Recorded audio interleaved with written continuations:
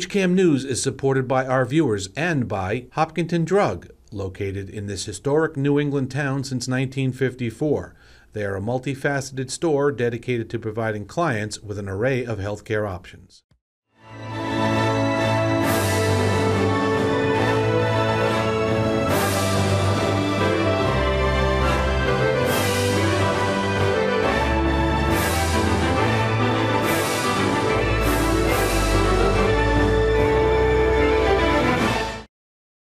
Hello, everybody, and welcome to today's edition of HCAM News. I'm HCAM News Director Tom Nappy.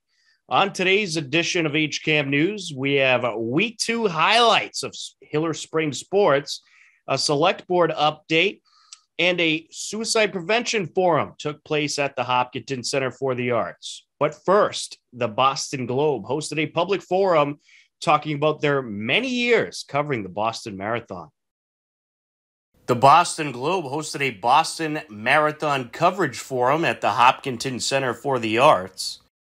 The Globe Marathon coverage is currently on display at the HCA until April 23rd. Well, certainly what was interesting early was that we had a morning and an afternoon paper when I got there in 1974 with separate staffs. So it was an all hands on deck. I'm probably getting a reverb here. If you weren't doing the Red Sox game at Fenway, you were doing the marathon. So I'm very familiar with Hopkinton because my first 4 or 5 years, I was out here every year. I was the kid. So do the start, kid. So after the 4th year, I'd done everything I could think of. And I did a story about the woman who owned a house near the starting line in the pre-porta potty era. So everybody who got caught short would knock on her door, use her facility, and then sign a guest book. And I said, yeah, but everyone knew that woman. So growing up, you always looked forward to Patriots Day because you had it off from school. But I was also a runner from very early on from junior high. So you knew you had the day off. So you would go to track practice. You'd go up the hill. You'd take bus 222 to the red line, take the red line to the, eventually get to the back bay, and you'd go along Comm Ave right before Hereford, and that's where you'd stay for years and years and years. But at the same time, you read everything about the Boston Marathon. So the pre-race coverage in the week leading up, Saturday especially, Sunday especially, and Monday, to have those race results of every single finisher, and you would go down and you'd be like, hey, I know that person. And you just go through every single column. That was a highlight.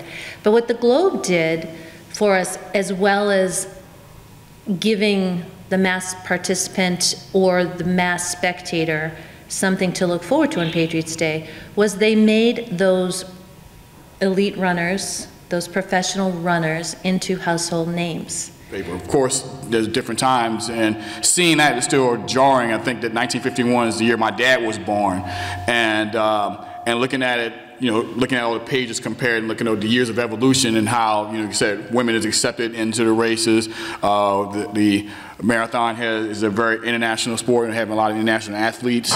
But one thing that I thought about too was how sports always reflects your community. I'm a big believer in that, and anything that happens, it's a big unifier. And I think after seeing what happened to Albury running in the neighborhood, you think about it and see what the BAA has done with that in terms of all its work and advocacy, but he was running. And running is what? The core of the community of the Boston Marathon, the BAA. I think especially in the digital age, as all these stories of not only 30,000 runners, our professional field, 500,000 spectators, there are so many stories that do come out of Marathon Monday, but also just the lead up to race day. So we really try to work closely, especially with Matt's team, to pitch those stories, to make sure that we are telling the unique story that you haven't heard before in the 126 years of covering the Boston Marathon, which honestly is challenging at times, but it's also a fun challenge to think through how can you make something that has been done by so many people for so many years unique and fresh and still have that perspective. And I think the digital transformation over the year is something that has really affected that. So, leading up to race day, I know that there's coverage on Boston.com, Boston Globe, fairly regularly of these really compelling stories of the everyday runner who might be raising money for, a certain nonprofit, overcoming an adversity in their life. And seeing that coverage that the Globe puts out is something that, really helps us really remember why we do what we do year over year. View the entire program at our YouTube page, youtube.com/HCAMTV. Hopkinton Youth and Family Services hosted a public forum regarding mental health and suicide prevention. Here's a look.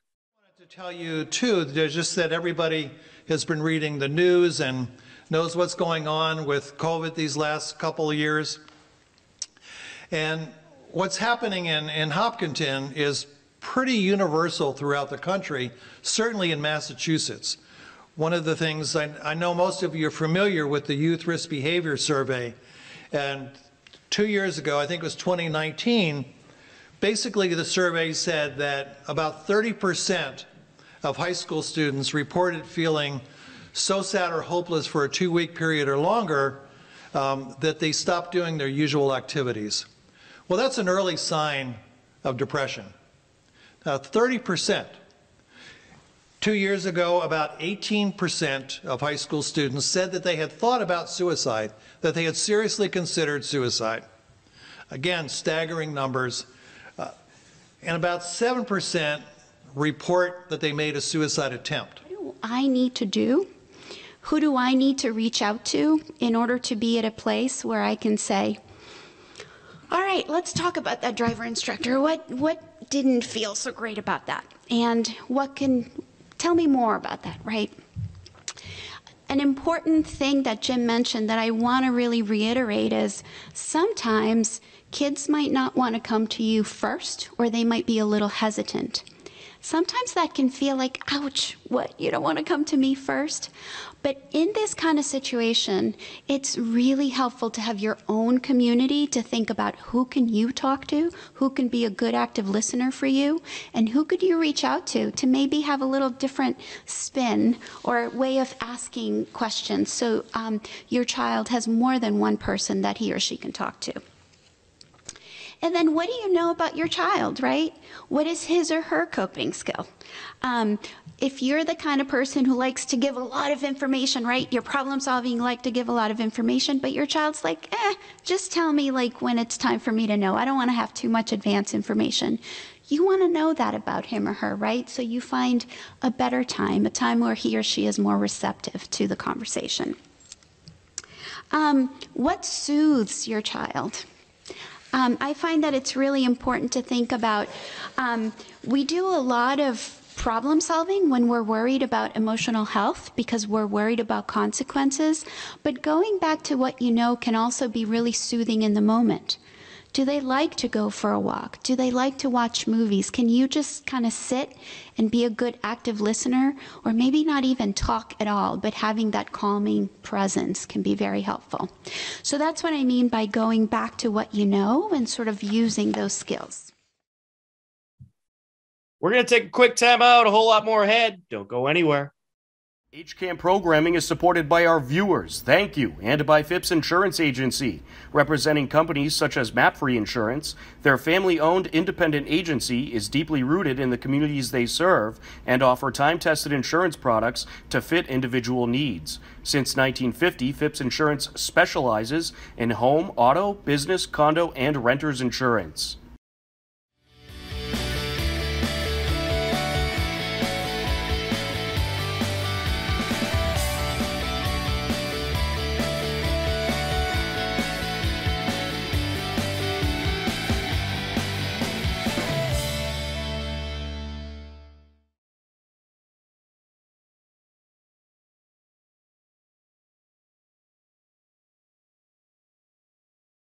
Welcome back to HCAM News. The Hiller Spring season is in full swing. Here's a look at the Week 2 highlights. On Wednesday, April 6th, Hiller boys and girls track and field took on Holliston. Here's a look.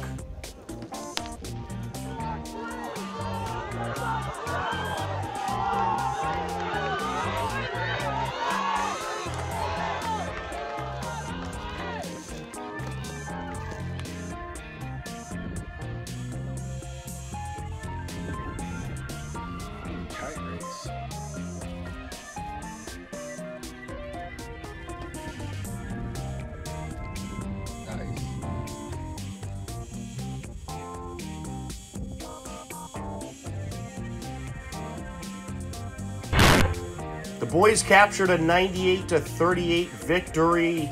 Winners included Sean Golombuski, a double winner in the 100-meter and 200-meter. Luke Boothroyd winning the 400-meter, and Will and Drew Bilobreski getting wins for the Hiller boys. In the girls' side, Kate Powers won the shot put and discus while placing third in the 100-meter. Kiki Fossbender winning the 100-meter and long jump and placing second in the 400-meter as the Hiller girls took the 84-52 victory over Holliston. On Thursday, April 7th, Hiller boys lacrosse took on King Philip. Closing in. Over to DeVellis.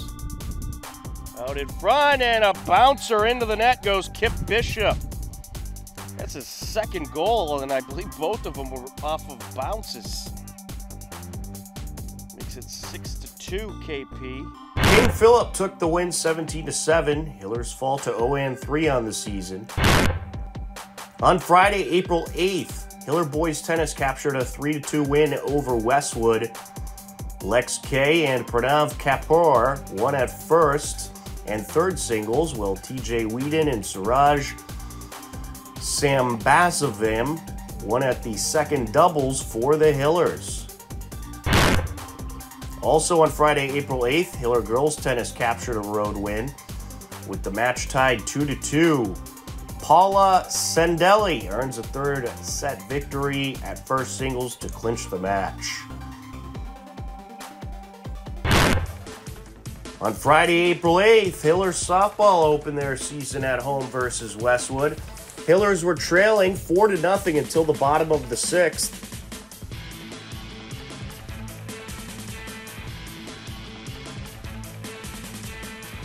Hit high in the air, left side towards the wall, it's gone!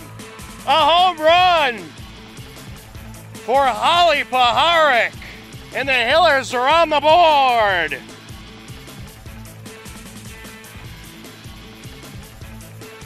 Gets a piece of it, up the middle, glove by the second baseman, throw home, and they're not going to get the tag in. That'll turn into an RBI single for McCoy. Hit in the air, right side, and it's going to drop, and here comes a Hiller run. Adams continuing on to second. She's going to continue on to third, and she's aboard with an RBI triple. Hillers played 3 runs in the inning, but ended up falling short by a final of 6-3. Holly Paharik went 1 for 4 with a solo home run in the loss. Hiller baseball also opened their season at home versus Westwood on April 8th. It was a 2-1 Hiller lead heading into the bottom of the fourth.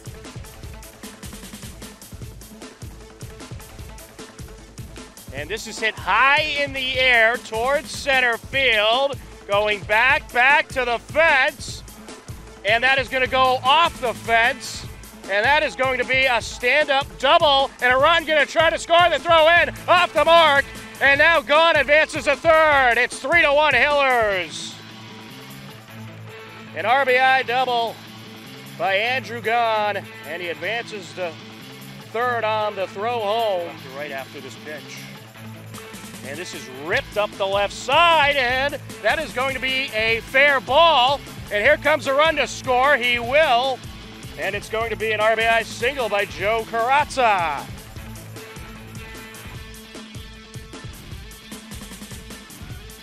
And this is going to be up the left side, and that'll get through. Here comes Carazza. He's going to score. It's an RBI single for Simulus. Hillers hang on for the 5-4 win and start the season off in the W column. On Monday, April 11th, Hiller girls tennis fell in a tough match to Medfield 3-2. Riley Kradenmaker and Victoria Allen had wins for the Hillers. Also on Monday, Hiller boys tennis picked up a shutout road win in Medfield. Lex K, Adam Glace, Pranav Kapoor had singles wins. The teams of Spencer Smith and Rashid Sakar And TJ Whedon, along with Suraj Sambazavam, picked up the doubles wins. Hillers softball fell to Medfield on the road 6-4. Ashley Callery went 2 for 4 with a double and an RBI for the Hillers, who are now 0-2. Hiller boys lacrosse picked up their first win of the season on the road in Holliston by a final of 12-6. Owen McDonald had 3 goals and 4 assists, while Logan Del Ponte netted 4 goals and had 2 assists. Hiller girls lacrosse battled Holliston Monday, April 11th. Chipman with it. Closing in. And a score. Garrett Chipman puts Holliston back up by 9. The Hillers fell in the match by a final of 18-10. Michaela Scanovan and Emily Hayward both had hat tricks in the loss.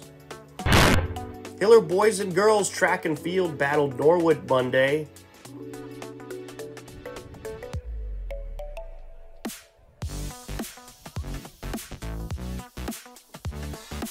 Kate spinning. Great throw from her. Past the final line. Absolutely absurd. Kate Powers with another great throw. It's come to be standard from her, but impresses us every single time. That throw by Kate Powers set a school record as the girls cruised over Norwood for a 124-12 win.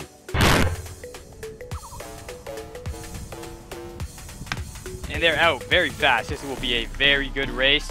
Sean Golembeski looking very strong. Isaiah looking very strong. Sean builds a lead at the end. And he's going to take it. Isaiah Groupie coming second. And looks to have James and Riley near 4th and 5th. Looks to be another first place for Hopkinton. Great run from Sean Golembeski. Obviously, he's done it all. Nationals competed at and owns school records in the hurdles. So we'll be seeing him again today as well. Sean Golembeski broke the school record in the 100-meter and also won the 400-meter. The Hiller boys picked up a 114-18 win.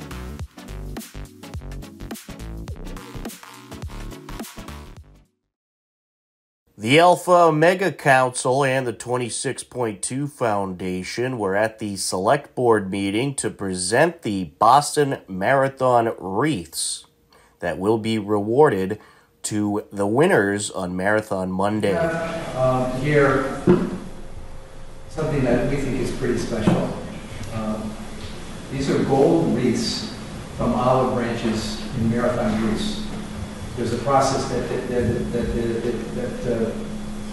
takes place, and it's finally finished with gold.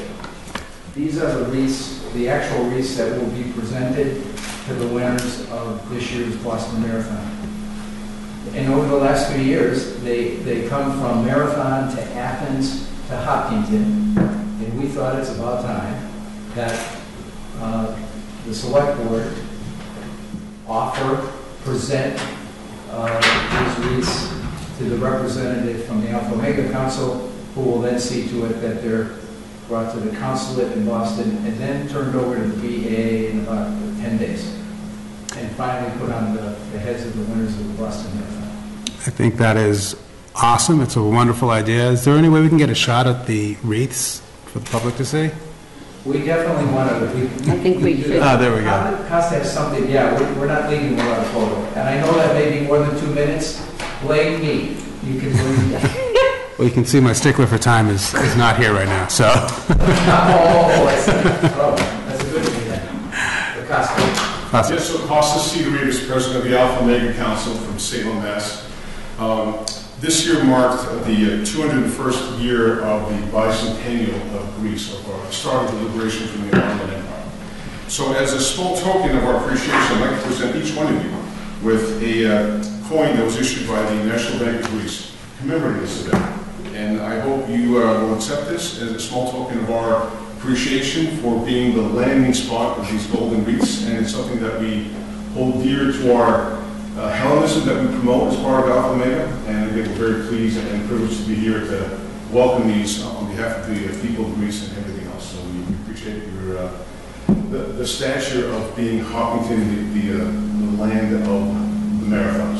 So if I may, I'd like to present each one of you if I could. Please. Norman? Thank you so much. That's not foul of accepting gifts, does it? No. Good. Thank you so much. Wow, this is really cool. What about one more time? Anyone else in the audience want to get a photo? Then what you got to do? No. With the Boston Marathon happening this coming Monday, the community of Hopkinton welcomes the runners back to town. Right now, we flash back on a video that welcomed the runners back to town for this past September's marathon. Welcome back for the April marathon.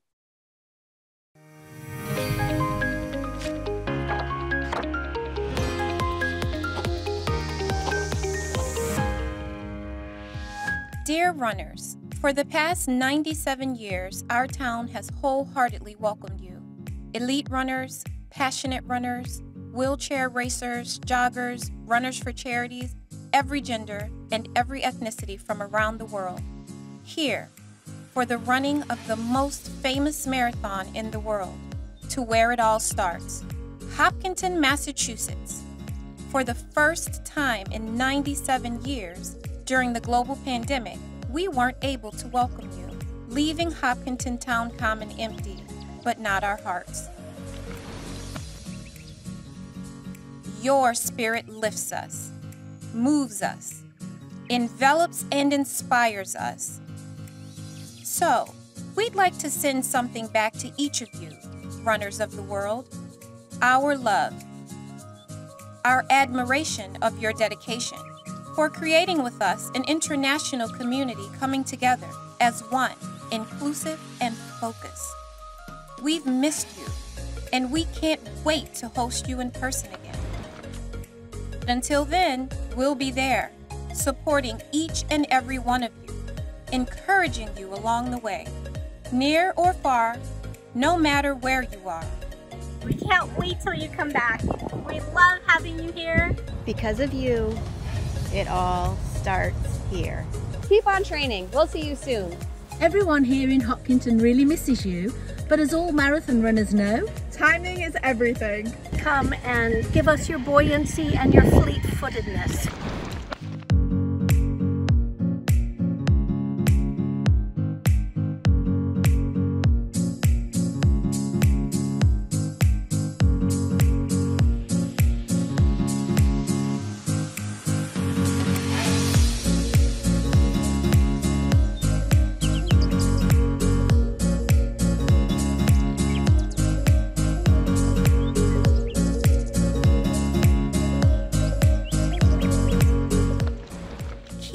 Passion, keep living, keep loving, keep trusting, and most of all, running.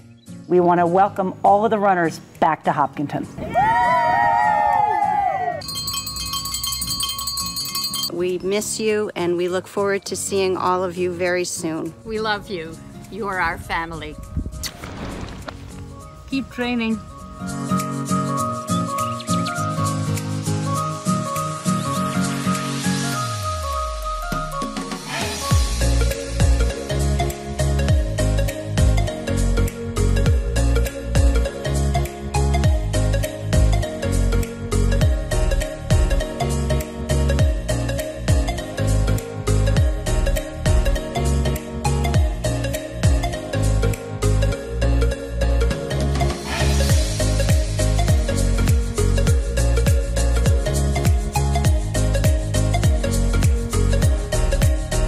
Runners of the world, keep training.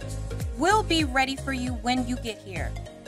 Hi marathoners, we've missed you so much since you've been away. We're so excited to have you back. We're ready for you. It all starts here. Good luck. Love, Hopkinton.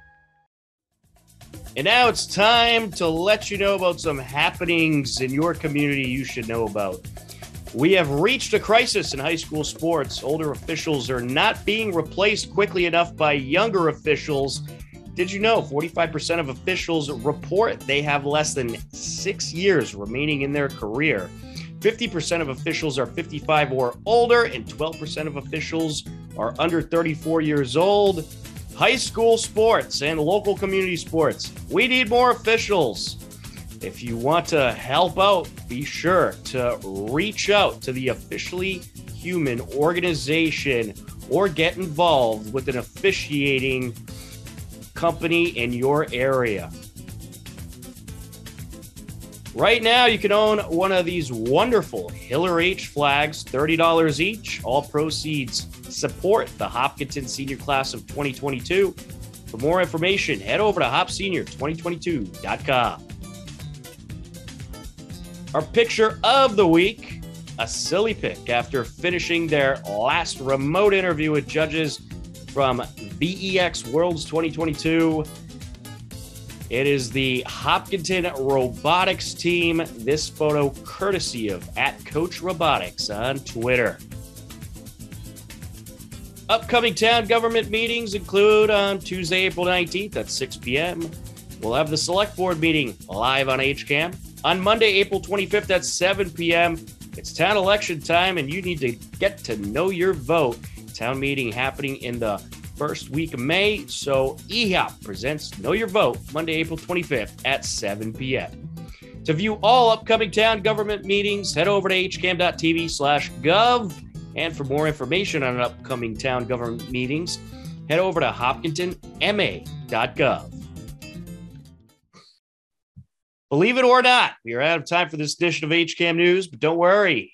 Catch us every Thursday at 6:30 p.m. For everyone at HCAM, I'm Tom Nappy. As always, we thank you for watching. Take care, enjoy the rest of your day, and we'll talk to you again soon.